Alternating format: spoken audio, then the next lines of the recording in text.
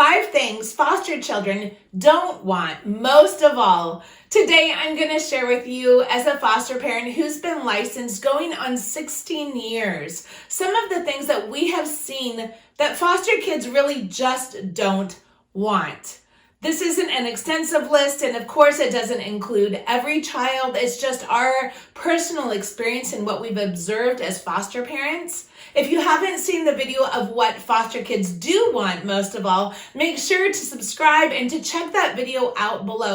As a foster parent, I found a couple of things that really help. And one of those is to put yourself in a foster child's shoes. Imagine if you were them. What would you think? What would you feel? What would you be experiencing? Some of the best foster parents are those that have a lot of empathy and compassion for those kids that are in their home or in their care.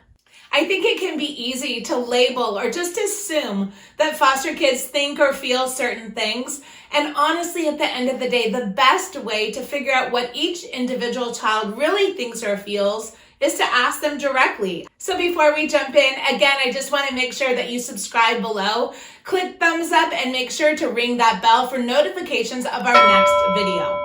And make sure to watch this video to the very end, where just like each of my videos, I will share my final thoughts. My final thoughts today will be an experience that I had when I went on a walk with my husband and how that relates to foster care and being a foster parent. Let's get started.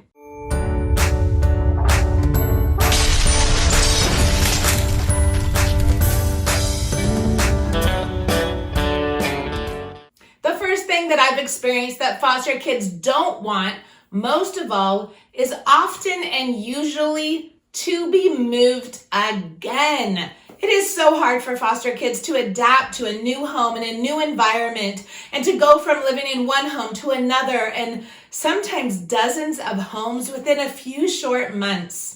Just imagine what that would be like for a child. And then imagine a child being in one home, whether it is their original home or a foster home, for a long period of time, months or even years. And then to have to be torn away from the bonds that they've created, the attachments that have been formed. It is so difficult for foster kids to move. And over, I've kind of seen this theme with the foster kids that have been in my home is often they just don't want to move. Sometimes they will beg to be in our home or to be adopted or just to stay. And sometimes it is just so excruciating because they will cry. They don't want to leave. They don't want to go back and forth. They don't want to have to try to adapt. Even though we hear a lot that foster kids are so resilient, moving often, what I have found, is one of the things that foster kids don't like most of all. The second thing that I've experienced from foster kids that they don't like most of all is they don't like being bought with stuff. I see this so much in foster care.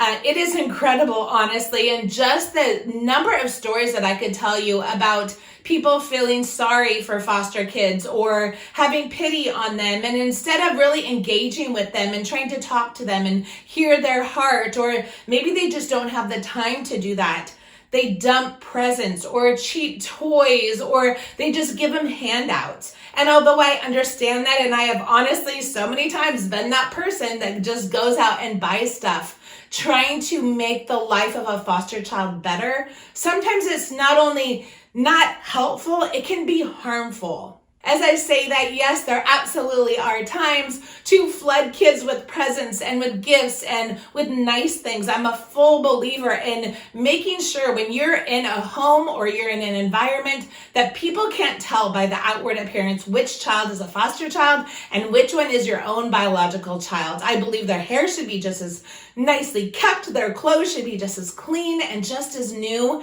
as another child.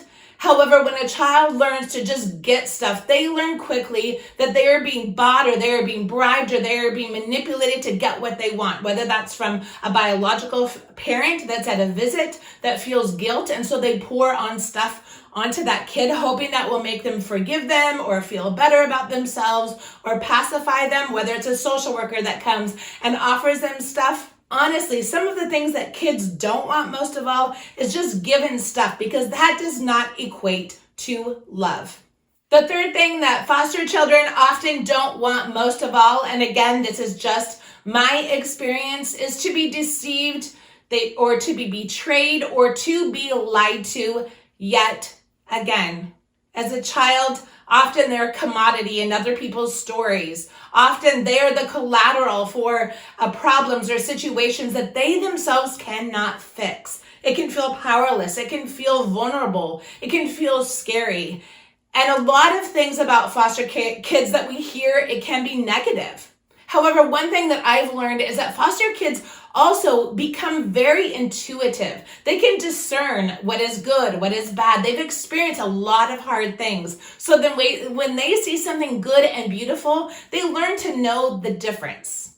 And in saying that, that also applies to people that have lied to them, or that will betray them, or will try to manipulate them or deceive them in some way. They have had a wealth of their own broken promises, their own lies, their own insistent that eventually this is going to happen, or that's going to happen, or you're going to get to do this, or you're going to get to do that. And sadly, a lot of those promises can fall flat when these kids are in foster care. And so please, above all, I just encourage you, do not lie or try to trick foster kids. They can know, they can tell, they can see it. And it is just one more thing that foster kids don't want most of all. The fourth thing that foster kids don't want most of all is they don't want your pity. These kids often, and if you've watched my other video, what foster kids do want most of all, you will learn that foster kids generally just want to be like other kids. They don't want you to feel sorry for them or look down at them, or talk to them like they are less than, or they're not as important, or not as smart, or not as capable. They want the bar to be high. So whether you are a teacher, whether you're a foster parent, whether you are a relative or a worker or someone that's in the community of a foster child, they just don't want your pity. They want dignity and respect like anybody else. They want to be treated like equal. They want the bar to be high for people to believe in their hopes and dreams and what they're capable of. One thing that foster kids, again, just don't want most of all is pity. And the fifth thing that foster kids don't want most of all is to be forgotten.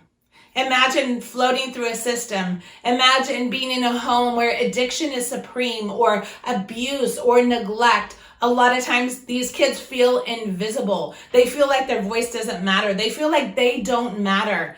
And so they don't want to be forgotten. They don't want to be sent to their room on another floor with the door shut and them to be isolated and alone. They want to be with you. They want to connect with you. They want to feel like they, again, just have value. These kids don't want to be forgotten by their biological parents. They don't want visits to be missed and someone to not show up, or to say they're going to be there and the child waits for 45 minutes and a biological parent does not show. They don't want to be forgotten by the social worker, where a social worker sets a day and a time and they clean the house and the foster parent gets all ready for the social worker to come and the social worker does not show. They don't want a foster parent or another adult that's in their lives to not come when they're sitting at school waiting to be picked up to go to a visit. They want to understand their world. They want to understand what's going on. A lot of times, these kids want information. They want to know their story. They want to know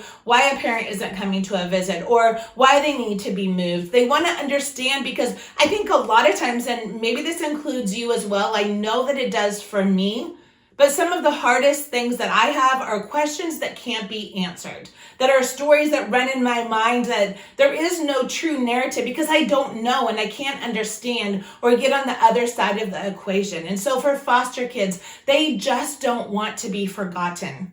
It is wise and it is helpful to include them despite their behaviors or despite how they may be acting or not acting or withdrawing. They want to be seen and heard. And so the fifth thing is that foster kids, again, just don't want to be forgotten. According to SPCC.org, 75% of kids come into foster care because they have been neglected. Someone has not seen their needs. They have not met their needs. And that child really is neglected and not valued and not appreciated. And so they end up in foster care. 17.5% of kids that come into foster care have been physically abused in one way or another. And 9.3% of kids that are in foster care have been sexually abused. That's what drove them into care. And I know these statistics are constantly changing. And I know a lot of these statistics, especially the sexual abuse, has been underreported. A lot of times, social workers don't get all the information when kids come into foster care. However, this is a great indicator that when a child is finally safe and finally stable, they need to be seen, they need to not be forgotten, and most of all, they want to be valued for who they are. And these are my final thoughts. About an hour ago, I went on a walk with my husband, and here in the Northwest, we had a downpour of snow. All the dirt, all the gravel, all the grass, all the wood and the buildings and everything that's around where we live, it is covered in white. And as I was walking and I was thinking about foster kids and thinking about this video, I realized there are a lot of things that foster kids don't want most of all. However, the best way to parent a foster child that we've experienced is to flood them really with grace. And grace reminds me of really white snow because it really takes what's dirty or broken or really unsightly and it just covers it. It covers it with undue and unearned and unmerited favor and blessing and kindness. As we work with foster kids in one capacity or another, I realize that grace is really always the go-to. Grace and love. Are we treating these kids with grace? Are we treating them with kindness? Are we being humble in our heart when we approach these kids? Because there is a lot of things that foster kids don't want.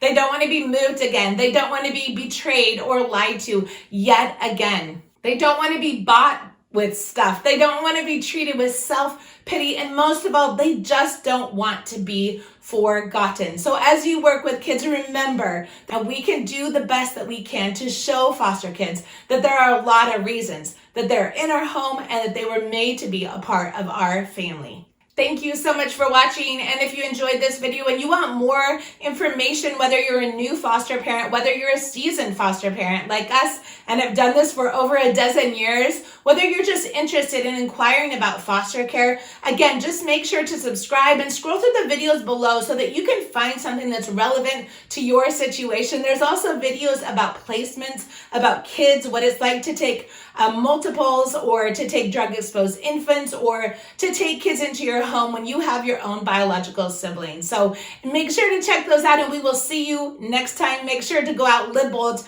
and be brave.